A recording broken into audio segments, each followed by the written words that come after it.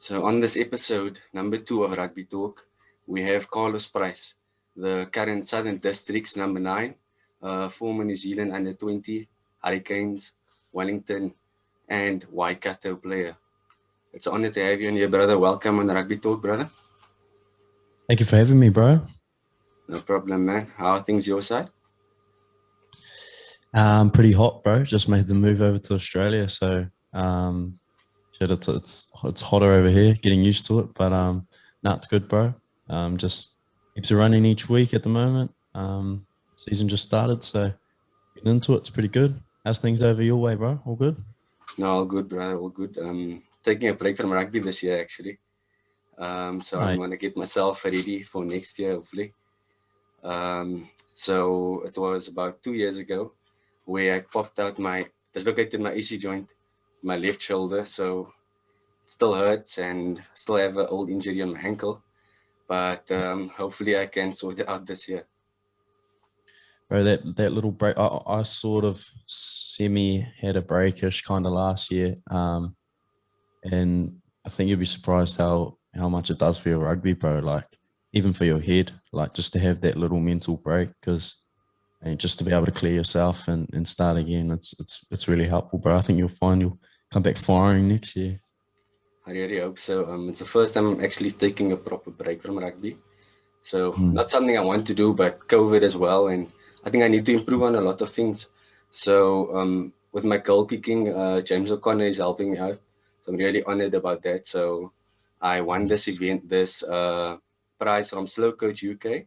And then from there, we took it to Instagram so I can send him videos and then he analyzes it and tells me what I need to improve in. So that's awesome. Uh, awesome, bro. So hopefully, well, it's probably not going to happen, but perhaps one day you can be the 9 and I'll be the 10. Sounds good, bro. So let's go, bro. So I want to find out if you can explain to us your journey, your upbringing in New Zealand, and where you went to school and where your passion for the game started. Yeah, bro. So I was born in Auckland. Most people know where Auckland is, probably the biggest, most known place in New Zealand. I actually lived with my grandparents until I was about 3 years old. And then I moved down to Mount Maunganui, a little place on the east coast. Was very little back then, not so little now.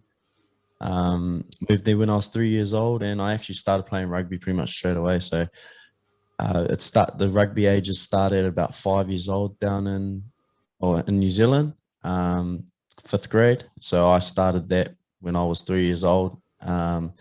Literally didn't even know what rugby was. I just knew I wanted to play it, and my parents threw me in as well. I would run off the field. Boys would be playing with a frisbee on the side of the field, and I'd run off the field during the game and go play frisbee with them. Like I didn't know what I was doing, but I just wanted to be out there. So I started really young, bro. Went to Tauranga Boys for my first 3 years of high school. Probably the best rugby school around that area. Yeah, for rugby, obviously. And for my last 2 years, I went up to a school in Auckland, St. Kinnigan College. I boarded there. Um, and that was like quite a professional environment. It sort of felt like we were playing professional rugby as well as going to school. Honestly, like the it would be up there. Their program we did there would be up there with like some of the programs I've done out of school. So like it's pretty full on, but it's awesome. It was probably close to two of my favorite years of my life. Um, After that, I went down to Wellington. I did a 2 year deal with Wellington, and I went straight there after school. Um, and I ended up leaving there to go to Waikato for my third year out of school for Mitre 10. And then last year, I sort of had a bit of a breather period. COVID we were supposed to go overseas last year, but COVID sort of messed that up. So we had to hang around, and then I ended up just sort of focusing on my business that I started, and just tried to build that up throughout last year. And then this year, obviously, we made the move over to Australia. So we're based in Sydney now, down in Cronulla, playing for Southern Districts, as you mentioned, bro. In that Shute Shield competition, which is pretty good, bro, and it's grown a lot. I think in the last 2 years, it's not what it used to be. Um, I've put a lot of energy into it now, and obviously, like you said, with COVID, not many boys are traveling now, so a lot of players from that were overseas from Australia are now back and playing in this competition because they can't sort of go away. So the level's pretty high at the moment. But yeah, just enjoying it, bro. Just loving it. Sort of probably would say I sort of lost my love for the game at a period of time. Sort of last year, towards the end of my third year, I was sort of like don't know what I was doing, so I was going to stop playing rugby. And like, as I said to you, that break sort of helped me clear my head, and I remembered why I played, and I've remembered all the enjoyable stuff that comes from it. And so this year has just been a massive focus on enjoying myself and loving playing the game again, and it's been helping, bro. It's amazing, brother, because when you were going through school years, especially in your final years, you spoke about the professional level at your high school. So was that boys at the boarding school always pushing one another for a starting spot to be seen like by clubs usually? Yeah, yeah. When we were at school, it wasn't even about getting seen by for after school. It wasn't really even about that. It was um, we had this really good culture at school where it felt like, and a lot of people will know, and it's probably the same over in South Africa, bro, because I've seen some videos of how passionate schoolboy rugby is over there. It's probably better over there, but in New Zealand, um, schoolboy rugby is probably some of the most passionate rugby you can play. Like it's because you're playing for not only yourself, but you're playing for your peers that you see every day, and it becomes a little bit more personal rather than playing for someone like Wellington or Waikato. Don't get me wrong, like you always want to represent your region and things like that, but you don't know everyone in your region personally like you do at your school. Like it's just a little bit, it means a little bit more to you. So we created a really good environment. We had a coach, Tyler Veer, who now coaches um, Counties Monaco Mitre 10 Cup, or NPC now, sorry. Um, and yeah, we just thought he pushed us to the limits, and we would push each other. And like you said, in the boarding house, there was obviously a lot of us in the boarding house. So we lived together. We spent pretty much every minute together. And so we sort of became family, and sort of helped us on the field. That's awesome, brother, because when we are playing like for our social club here locally for our community, like just something special about it. And the whole community comes, the old people, the young kids. So they'd usually play before us, and then we'd play, and then the old guys play after us. But then even if you weren't fit or whatever, that day you'd be fit. Like you just play your heart out, and you of course want to showcase your skills to everyone watching and show what you Yeah, can do. Definitely. you can feel the difference, eh? Like it's sort of when you're playing for someone that, as you just said, I played for my home club last year. Um, that's the club I played for since I was about 3 years old. To like pull that jersey back on again was just like weird. Like it was like you felt something different because of something that means a lot to you. Now, 100% what you're saying, bro. Definitely. And you were 17, right, when you signed for the Canes? Yeah. So not so much the Canes. I was 17 when I signed. I signed 2 years with Wellington and like a retainer with the Canes. It was sort of just like a top up. Like they gave me kind of money, and I would come in throughout the year. My first year out, and I sort of came in and out a couple of times as an injury cover. And then my second year out of school, at the end of my first year out of school, I went in on it's called an ITC contract, which is basically they pick sort of, it's like 10 or 15 players around New Zealand that are looking to be involved in the New Zealand 20s program. They give them an ITC contract, and they sort of it pays them to spend like 15 weeks with your Super Rugby side in your region, which is so that's what I did at the end of my first year, start of my second year. Um, yeah, my last year in my school I was obviously 17, and that's when I signed that first deal with Wellington. Yeah. And that's also a brilliant program for the younger ones coming through after school. That exposure is extremely important for them. And obviously producing the best players to compete for that spots at the New Zealand under 20 level.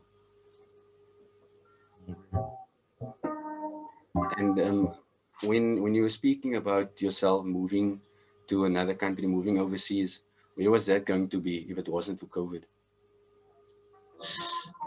So first place we were supposed to go was to the LA team in the MLR.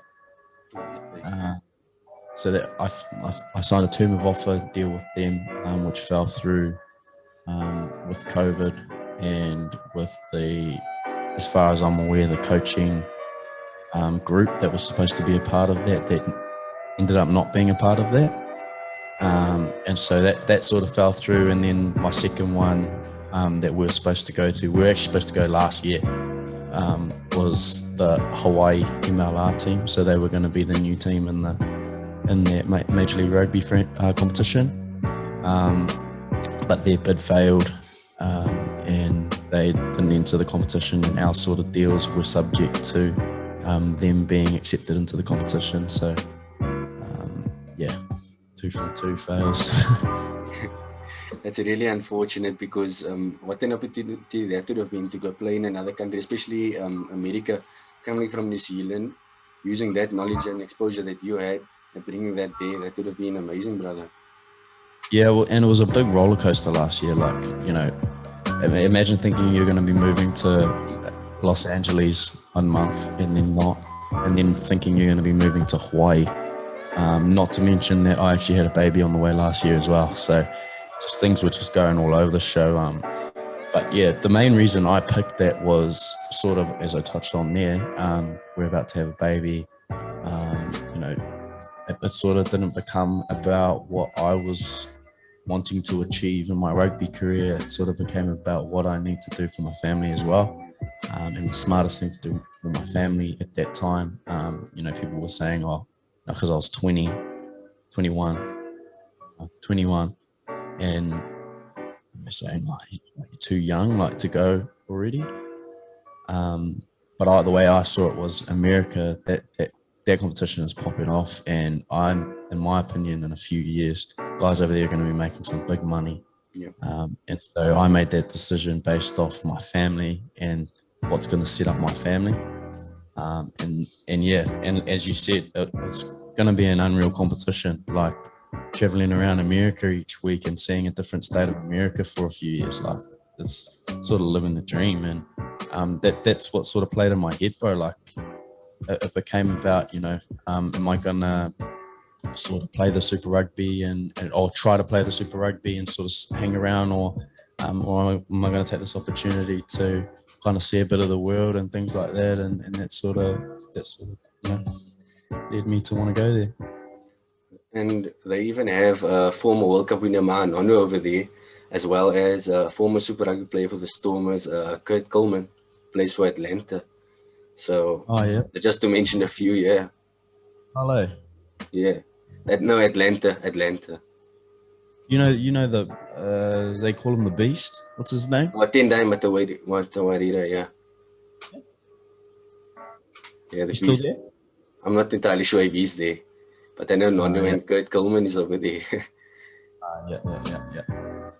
But bro, I just want to say that I really respect your maturity and the responsibility that you've taken and thinking about your family, using rugby obviously as a platform, which opportunity that you had, but thinking about your family, not listening to what others say, and just taking responsibility as a father. Yeah, sort of. You grow up a bit, when you have a kid. You're about to have a baby, things that sort of come to your head, and you go, oh, some things that you thought really mattered don't matter anymore, and some things that you never really thought about start coming to fruition, and you start thinking that, you know, you've got bigger things to focus on, and life's about a lot bigger things than you thought they were a year ago. But yeah, no, I appreciate it. And congratulations to you and your partner as well for having your daughter, right? Son, yeah. Sorry. Everyone, honestly, we go around and everyone says her. even the doctors, they go, oh, what's her name? And it's him, man. Sorry, bro. Wasn't It's sure. But like I wanted to say, like you're playing rugby, moving over to Australia, and then having the responsibility as a father as well. And with that maturity, obviously comes and that responsibility. How has that changed your perception about playing? Do you focus on injuries? What do you focus on when going out there? having fun, bro. I'm playing now. I play my best rugby when I'm having fun. I lost that for a period of time, and I think to get myself back to my best, I needed to remember why I played, and for me to be able to do best for my family, I need to be playing my best rugby, and to play my best rugby, I need to be enjoying myself, and not only playing my best rugby, but by enjoying myself, I'm not coming home and being a dickhead when I come home. And I need to be, in a good mindset at all times. I need to be able to come home and help with baby and be present here and not think about, be worried all day about training this afternoon and things like that because I'm not enjoying it. Like I just I need to be able to enjoy what I'm doing. And if I'm not enjoying what I'm doing, then I'm going to stop, and that's the reality of it. Injuries don't really play a huge part of my head. Like I said, I sort of started my little clothing business, and I've got other interests outside of rugby always. So if I'm to get injured at some point, and that potentially puts me out of my career, it's not the end of the world for me. There's so much important things in my life that I live for, not just rugby. So yeah, bro. Respect, wisdom definitely that you are sharing over there, because when rugby stops, you aren't stagnant. 138, definitely your clothing brand that you started. I really do like the look of it, the design of the clothing. How's that going? Where did the idea come from? I sort of wanted to start. It actually came from when I started like not enjoying my rugby, and I was like, I'm just sitting there, and I was going to training, and I wasn't enjoying it. And I always wanted to start a clothing brand. I actually did when I first left school, and it sort of fizzled out. And then I just stopped it, and I said, I'm going to come back to it and restart it again when I know a little bit more, and when I'm ready to do it again. So I did that towards the end of 2019. And my whole reason behind it was the first time I did it, I didn't have any purpose behind anything I did. I made clothes for the fun of it. I didn't make valuable content for people. Nothing really had a reason. And for me, purpose is everything. Life is about purpose and having purpose in everything you do, because if you don't have purpose in it, really what's the point in doing it? So I wanted to, obviously our motto we live by is inspired by purpose. So purpose in everything we do. First t-shirt we brought out was the Save the Elephants t-shirt.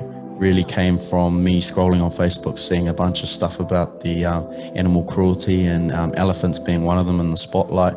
I think Donald Trump just legalized the trading of the tusks of elephants at some point, and I saw that, and it pissed me off. So we made a little cartoon of him sawing a tusk off, and we donated 10% of the profits to a Save the Elephants organization.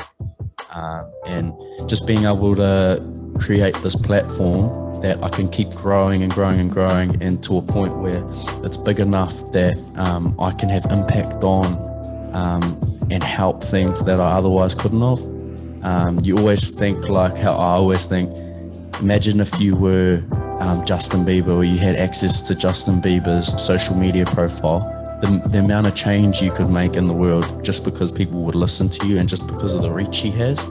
Being able to, obviously we'll never get that big, but being able to create this bigger reach and platform that you can make change that I wouldn't have been able to if I didn't have it. So that's the main reason behind it. That's awesome, bro. That's absolutely amazing for the platform that you have, that you are using 138 as, and for saving the elephants, and you speaking about purpose. So you're using that purpose of whatever that you are thinking about, the elephants, for example, and using your platform to spread your idea and your vision. So I really respect that, brother. Thanks, bro. And you were also speaking earlier about where losing the love for rugby. I think everybody has, like during the first year of COVID, and like I always watch football, and then when I was watching football and I'd see rugby on as well when it started again, I wouldn't really watch it until afterwards. I'd like when Super Rugby started and things like that in Australia and Aotearoa, I'd start watching it again. There wasn't much interest really. And bro, do you want to have you want to give a shout out for 138 brother, what it's all about and where people can purchase your clothing? Yeah, bro. So we're just a streetwear clothing brand. We're sort of built off online social media and content. I run a podcast just like yourself, and so we run sort of. We document our journey through podcasting, through vlogs on YouTube. You can find our vlogs on YouTube. You can find everything if you just search this 138 underscore 138 on Instagram, and then click the link in the Instagram. It'll take you to all our socials. Yeah, we're just trying to sort of create the sort of journey that people can jump on and be a part of from the start, and you know, hopefully down the line we can get a bit bigger, and people who have sort of jumped on now can be like, yeah, I've been there since they were sort of small, and that's the goal. That's the goal. That's awesome, brother. That's awesome. Because I think you got about like 50 podcasts, right? Yeah, something like that. Yeah, 50. Yep. And you've got some rugby players on there as well. What's the story behind getting in the rugby players? With some of your old teammates, or how does that work? Some of them old teammates, some of them just guys I've played against or met through rugby. Some of them are like I haven't really met a whole lot. Bryn Hall, the halfback from the Crusaders, he jumped on. I've played him in a couple preseason games, and other than that, not really. I think it's just a little bit in New Zealand rugby. Like a lot of the boys just know a lot of the boys just through rugby. Like it's just like a common sort of, how's it going, bro? Like you kind of know each other just because of the rugby scene. So a few of them that I'd be keen to get on and tell their story, I just give them a message, and a lot of them are happy to help and happy to jump on. So that's how it sort of works. That's awesome, brother. And that's definitely making friends through rugby as well. On maybe not on the field, but definitely off the field. And do you think perhaps that is it possible you can get Damien McKenzie on for me, bro? I don't. Oh, I know Damien, but not like close. I can ask, but you probably have the same amount of chances as him seeing your team as mine. So I don't think we follow each other. So could try for you. Yes, bro. What about Bryn Gatland? Bryn Gatland, yeah, I could probably flip a message. Because I met Harry Palama and I got the Blues vest from him. It's in my cupboard. I got the Blues vest from him when they played the Storm. It's just pre-COVID. And over to Ngafasi and a couple of the other boys from Auckland, obviously. And I set up a few meetings like with the Reds and the Rebels actually, and some of the Reds guys when they were to come to Cape Town, and then COVID hit and that like ruined everything.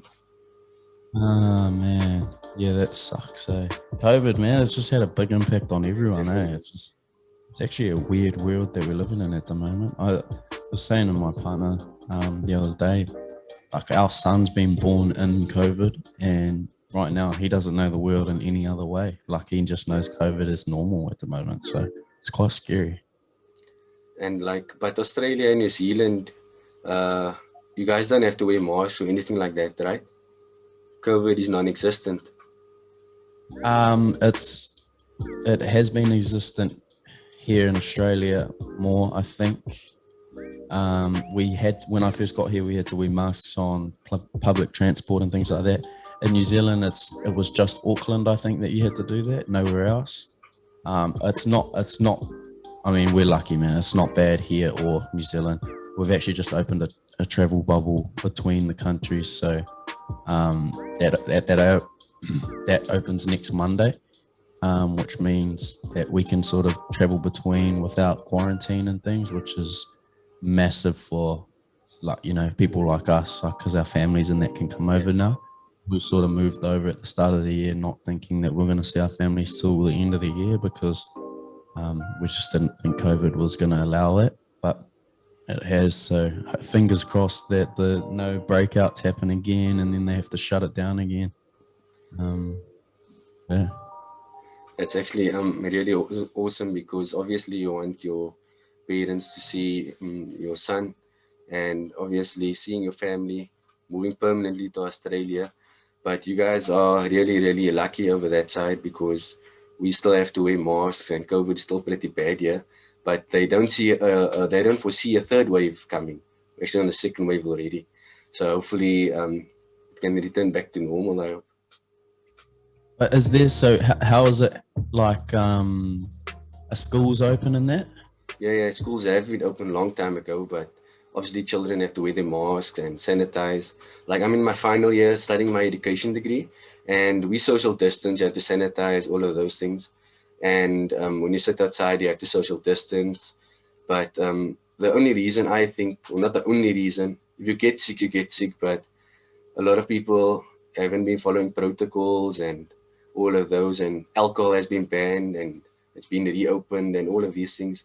So there's been a lot of things happening, but hopefully we can all return back to our normal lives. Fingers crossed, eh? Yeah, bro.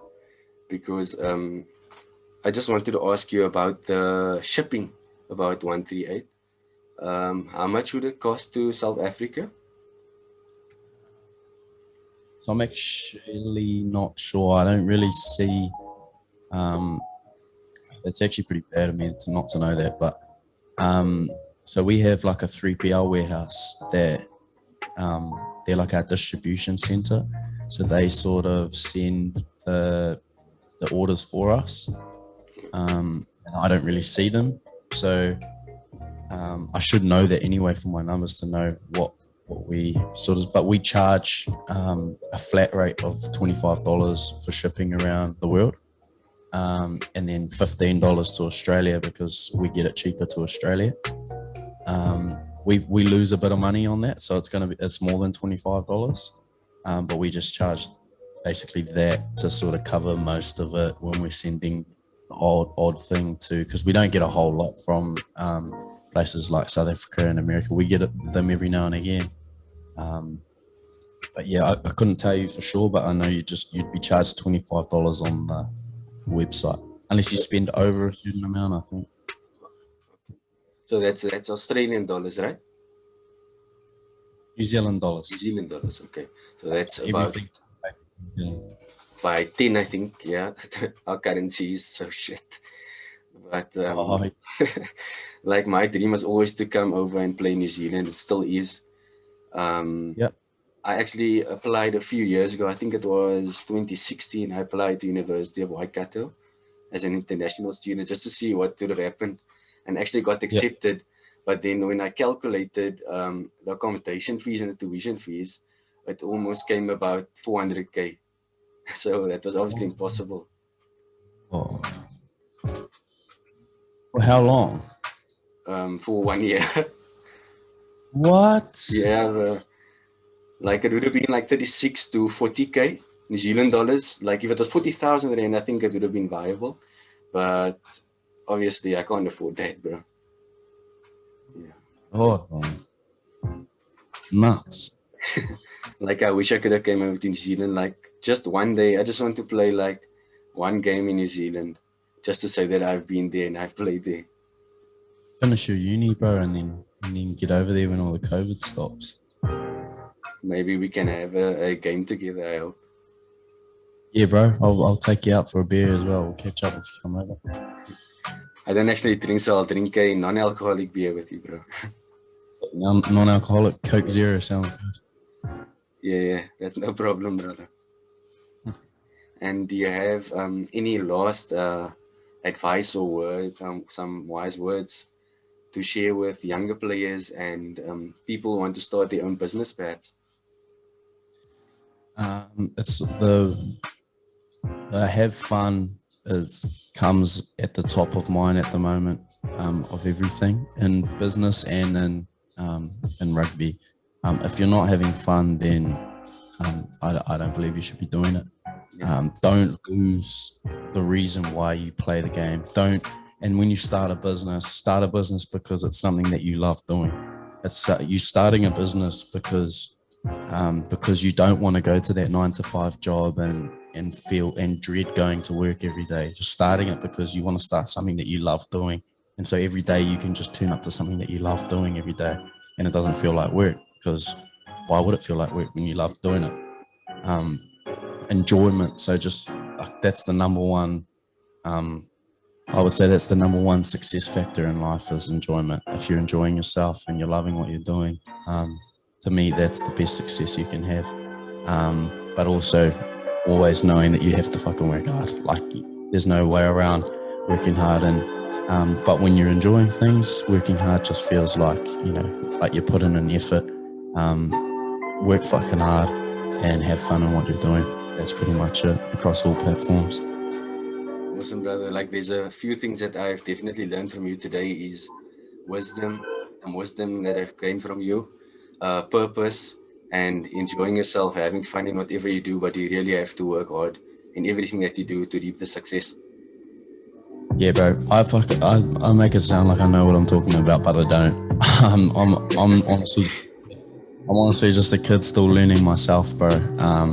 But when I sort of realize things that and getting chucked into some areas of rugby that I have at a younger age, you learn things about yourself and you learn things about maturity pretty quickly.